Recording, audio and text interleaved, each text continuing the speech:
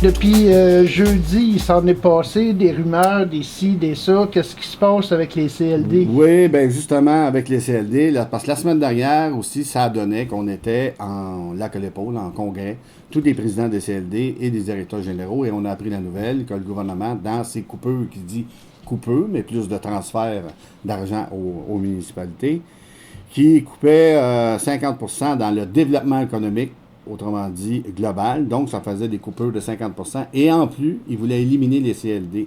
Il voulait transmettre, autrement dit, la responsabilité du développement économique dans les MRC. Mais ça, c'est de la poudre aux yeux parce que déjà là, le développement économique de nos MRC, c'est déjà comme ça dans les MRC qui, nous, on donne le mandat aux CLD. Donc, mais là, il nous interdisait, là, il ne voulait plus qu'on ait de CLD. Donc, depuis, je vous dirais, de la semaine passée, tout le mouvement a parti, les CLD, les municipalités, on a fait suivi des courriels, toutes les lettres qui ont été envoyées, tous les préfets, la majorité des préfets de toutes les MRC du Québec, les CLD, les entrepreneurs qui ont utilisé, des entrepreneurs, des entreprises qui ont parti, qui ont eu besoin des CLD il y a 10 ans, qu'aujourd'hui, c'est des entreprises de 50, 100 employés qui ont profité du développement. Tout le monde s'est soulevé à cet effet-là. Et là, bonne nouvelle de dernière heure, on vient d'avoir la confirmation du premier ministre à l'effet qu'on va pouvoir, autrement dit, notre développement économique, on va pouvoir le faire. Et avec nos CLD, on va pouvoir conserver nos CLD, qui ont déjà toute l'expertise. Pourquoi réinventer la roue? C'est une bonne nouvelle, oui, mais il reste quand même la mauvaise nouvelle que les budgets sont coupés, vont être coupés de 50%. Mais on a déjà prouvé, de toute façon, il y avait eu la réforme Ryan par les libéraux, justement, en 92, qui nous avaient tout transmis les routes, et ainsi de suite.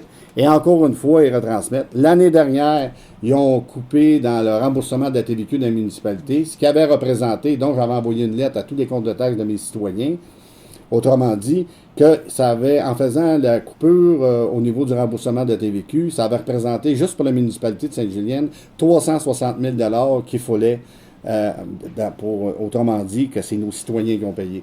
Sauf qu'on n'a pas augmenté nos taxes. Les villes, on sait gérer.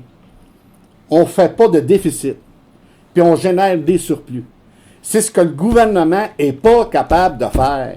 Il n'est pas capable de gérer ses dépenses. Il n'est pas capable de les contrôler. La seule façon qu'il prend, je vois le vert, c'est de transférer ça dans les municipalités. Mais il dit aux citoyens du Québec, on fait des coupures. Le citoyen qui ne suit pas ça plus que ça, hey, le gouvernement fait des coupures de 300 millions. C'est faux. C'est du transfert de dépenses dans nos municipalités qu'on est obligé de refiler sur les comptes de taxes de nos citoyens.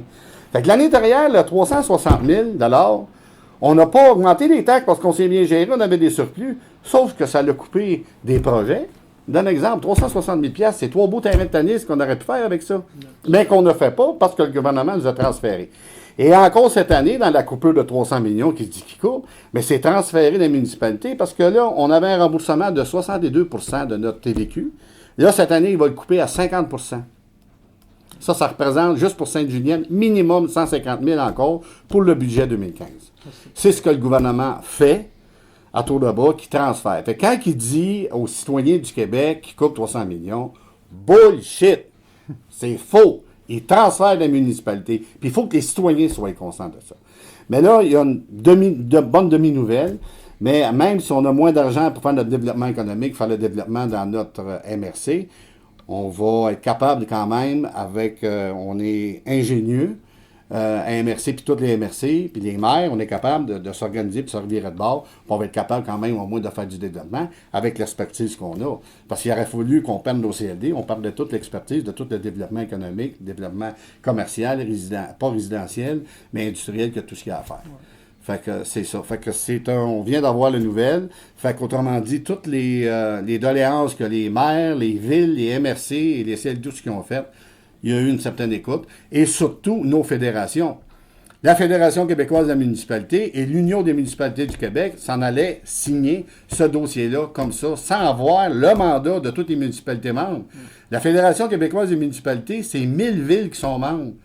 Je vous dirais que le téléphone, depuis 3 jours, doit sonner à la FQM. De toute façon, moi, j'ai appelé. J'ai pas eu de retour d'appel, naturellement. Fait que je pense que le mouvement de contestation a porté fruit. À tout le moins, on gagne nos CLD.